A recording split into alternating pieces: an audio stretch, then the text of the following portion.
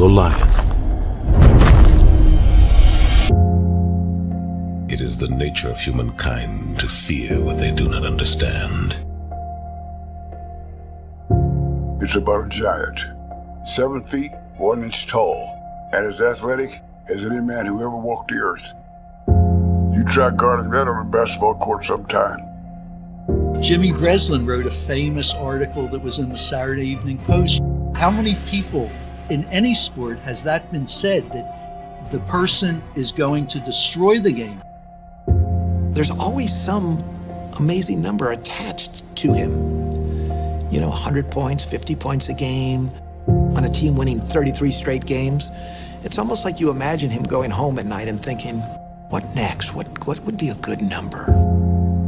And then he'd go out and do it. He never fouled out of a professional basketball game in his entire career. On the 55 rebound game, how about that, against Bill Russell? He played a game against the Detroit Pistons.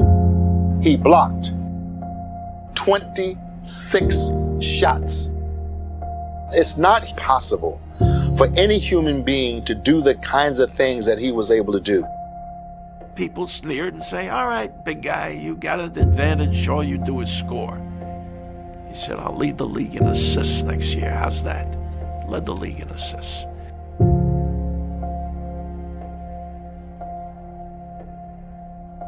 Wilt could do whatever he wanted to on the basketball court.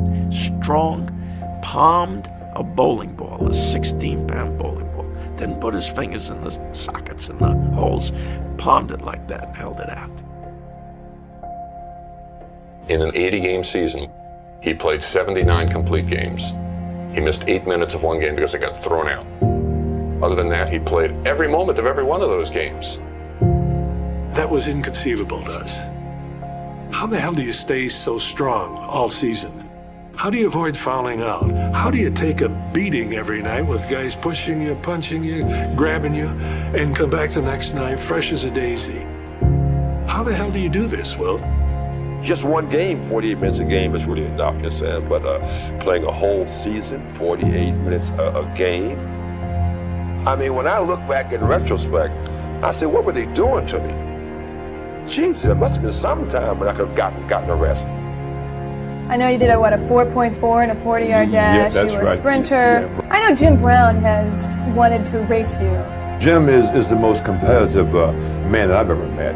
And not only is he is competitive, he's very apt at doing most things better than most people.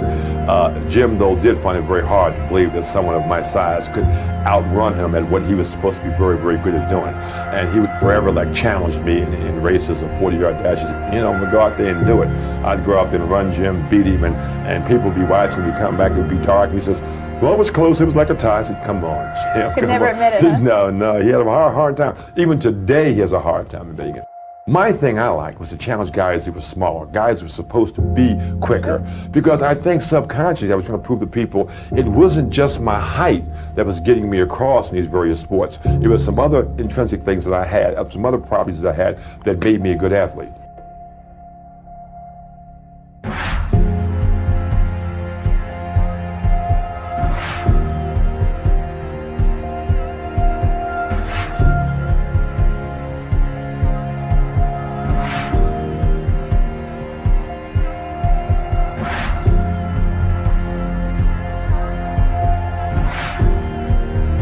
I'm a guy bench pressing around 600 pounds. I was at my best. 600 pounds? 600 pounds.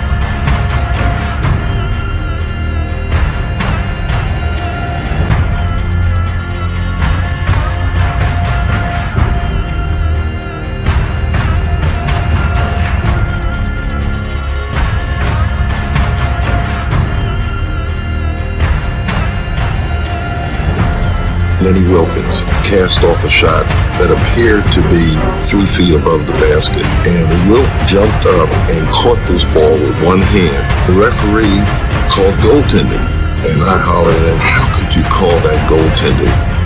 And he says, "Guy, what I just saw is not humanly possible." He went to Bill Easton, the track coach, one time and said, "Coach, I'd like to enter in the high jump." And Bill said, "Well, Wilt," he said, you haven't even practiced." He said, "How could you possibly compete?" And he said, "Well, just give me a chance."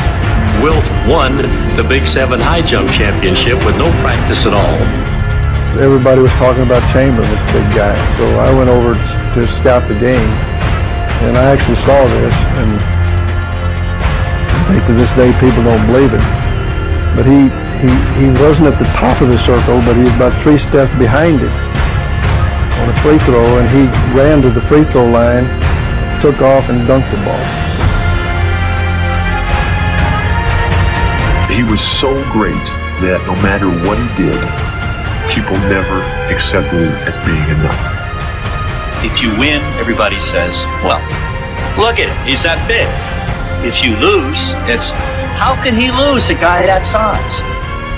What the Celtics had going has never been duplicated in professional sports. I mean, Wilt, he never had a chance. I can't tell you how many times I watched him go up for a dunk, and someone would put their hand within the cylinder trying to block his shot, and Wilt would let up because he knew he could break the man's arm. He came to the gym and he would do a tricep extension. The big guys, the strongest guys, would do, let's say, 120 pounds, let's say. He would come and he would do 150, 170 pounds.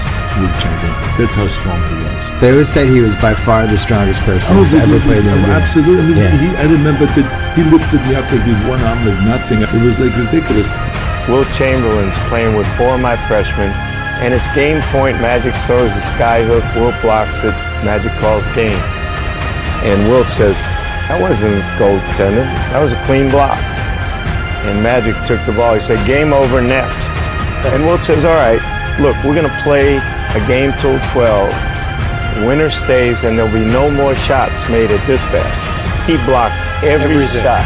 43 years old. He was blocking everything. It was unbelievable. He thought, and rightfully so, that he was the greatest basketball player ever lived.